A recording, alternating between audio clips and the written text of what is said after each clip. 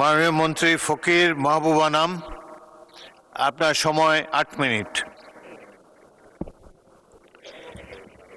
বিসমিল্লাহির-রহমানির-রহিম। আপনাকে ধন্যবাদ মাননীয় স্পিকার। আজকে এখানে দাঁড়িয়ে কথা বলার সুযোগ পেয়ে আল্লাহ তাআলাকে ধন্যবাদ দিচ্ছি। রব্বুল আলামিন সুযোগ করে দিয়েছে এখানে দাঁড়িয়ে কথা বলার জন্য। ধন্যবাদ দিচ্ছি আমাদের মাননীয় প্রধানমন্ত্রী, যিনি আমাকে বিশ্বাস এবং আস্থা রেখে আমাকে মধুপুর ধনবাড়ি থেকে নমিনেশন দিয়েছিলেন এবং ধনবাড়ি মধুপুরবাসী আমাকে প্রায় ৬২,০০০ ভোটের ব্যবধানে আফটার লং 45 ইয়ার্স এমপি নির্বাচিত করেছেন এবং আমাদের মাননীয় প্রধানমন্ত্রী আমাকে মন্ত্রিত্ব দিয়ে ধনবাড়ি মধুপুরবাসীকে পুরস্কৃত করেছেন। মাননীয় প্রধানমন্ত্রীকে আবার ধন্যবাদ দিচ্ছি আমার পরিবার থেকে। আমাদের প্রয়াত আফাজউদ্দিন ফকির, লোকমান হোসেন ফকির, যারা একসময় শহীদ প্রেসিডেন্ট জিয়াউর রহমানের সঙ্গে রাজনীতি করতেন, আমাদের মরহুমা বেগম খালেদা জিয়া রাজনীতি করতেন, তাদের রুহের মাগফিরাত কামনা করছি। আজকে এখানে দাঁড়িয়ে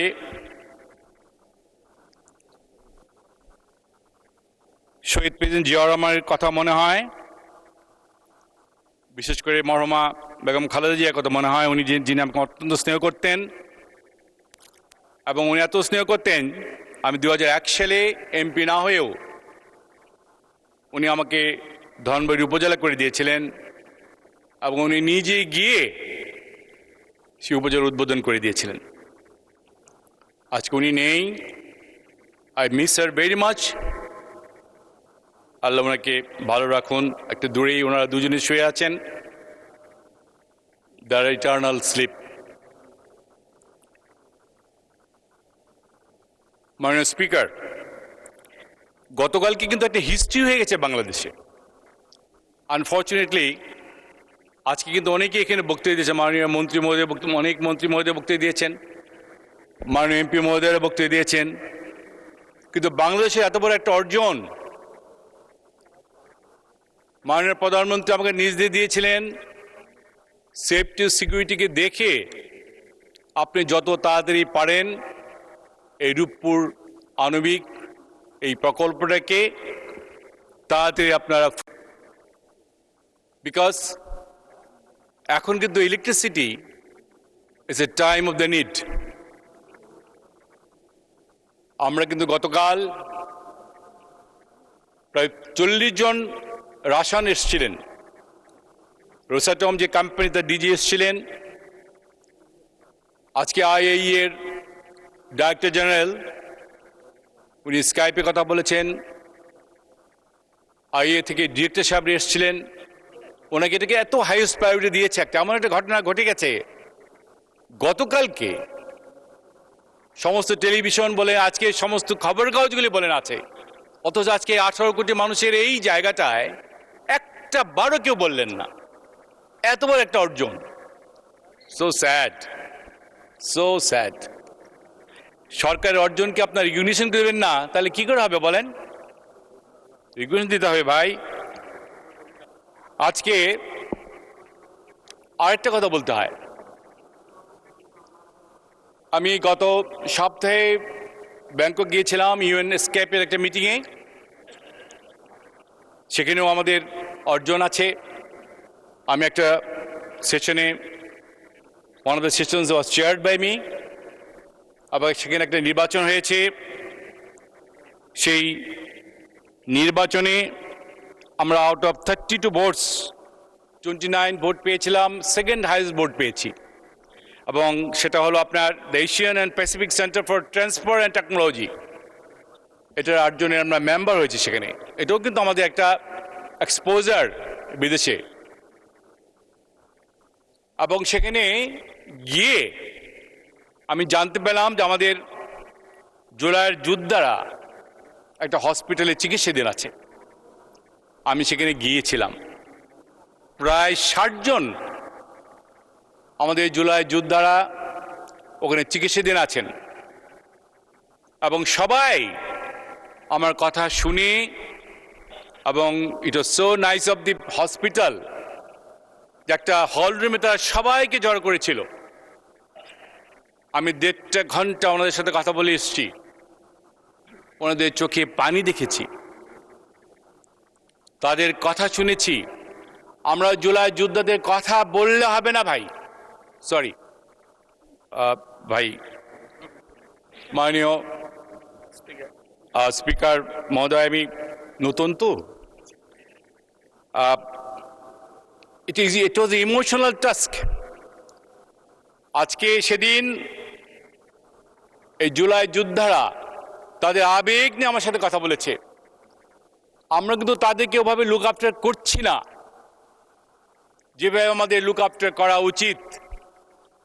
শুধু সরকারের দিকে তাকালে হবে না, আমাদের ব্যক্তিগতভাবে এগিয়ে যেতে হবে। আমরা শুধু বলবো জুলাইয়ের যুদ্ধের জন্য আমরা এখানে এসেছি, কিন্তু তার জন্য আমরা কিছু করব না। শুধু তাদের চিকিৎসা করলে হবে না, তাদেরকে রিপ্যাট্রিয়েটও করতে হবে। তাদের বাঁচার জন্য যা কিছু করা দরকার তাই করতে হবে। এদেরকে ভুলে গেলে চলবে না, এদেরকে মনে রাখতে হবে। সুতরাং আমরা যতই কথা বলি, আমরা জুলাই যোদ্ধাদের যতই ব্যবহার করি না কেন, আল্লাহর হস্তে আপনারা দয়া করে এদেরকে যে কাজটা করা উচিত, তাদেরকে রিপ্যাট্রিয়েট করা উচিত, যে যে অবস্থা আছে তাদেরকে সাহায্য সহায়তা করা উচিত। এটা দয়া করে আপনার যার যার অবস্থান থেকে, সরকার তো থাকবেই, তারপরেও আমি বলবো যার যার অবস্থান থেকে দয়া করে এইসব ছেলেপেলেদেরকে সাহায্য সহযোগিতা করবেন। কারণ আমি দেখে এসেছি তাদের চোখের পানি। এখন অনেক যারা জুলাই যুদ্ধে রয়ে গেছে বাংলাদেশে, তাদের ভালো চিকিৎসা হচ্ছে না বলা হয়েছে। তারা অনেকেই কিন্তু এখন ব্যাংককে যেতে চায় এবং সে হসপিটাল নিতে চায়, কিন্তু কিছু প্রসেস আছে বলে অনেকে আমরা পাঠাতে পারছি না। আমাদের দিকে নজর দিতে হবে। মাননীয় স্পিকার, আপনাকে বলবো দয়া করে আমাদের এই জুলাই যোদ্ধাদের প্রতি সরকার এবং আমরা এখানে যারা আছি, যাদেরকে ব্যবহার করি, তাদের প্রতি নজর রাখার জন্যে। আমি মধুপুর ধনবাড়ি থেকে প্রায় 45 বছর পরে আমি এখান থেকে নির্বাচিত হয়েছি।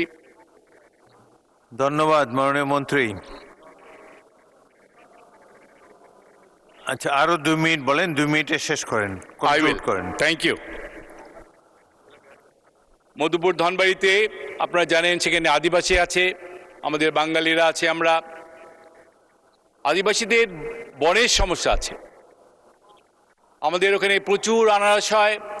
আমাদের মাননীয় প্রধানমন্ত্রী, আমি অনেকবারই দেখেছি, উনি মধুপুরের আনারসের কথা উনি বলেন, এবং সেই আনারসের রক্ষা করার জন্য আমাদের ওখানে একটা কোল্ড স্টোরেজ দরকার, আমাদের ফ্যাক্টরি দরকার, এবং তার জন্য কিছু কিছু রাস্তাঘাট করতে হবে, এবং ওখানে আমাদের গ্যাস দরকার। এই জন্য গ্যাস দরকার বলছি যে মধুপুর এবং ধনবাড়ি একটা বড় উপজেলা, দুটো মিলেই প্রায় 600 স্কোয়ার কিলোমিটারের একটা কনস্টিটিউয়েন্সি।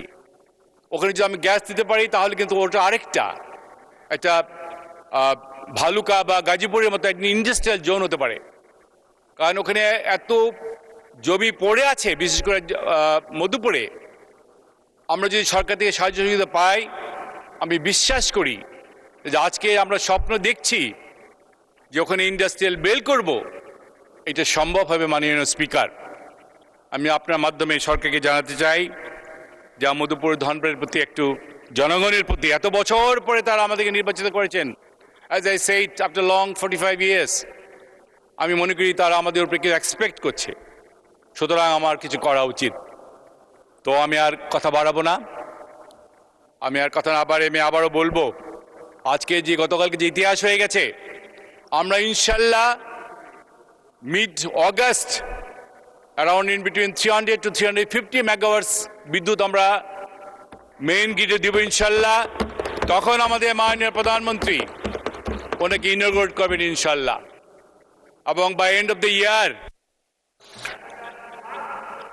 ধন্যবাদ মাননীয় মন্ত্রী।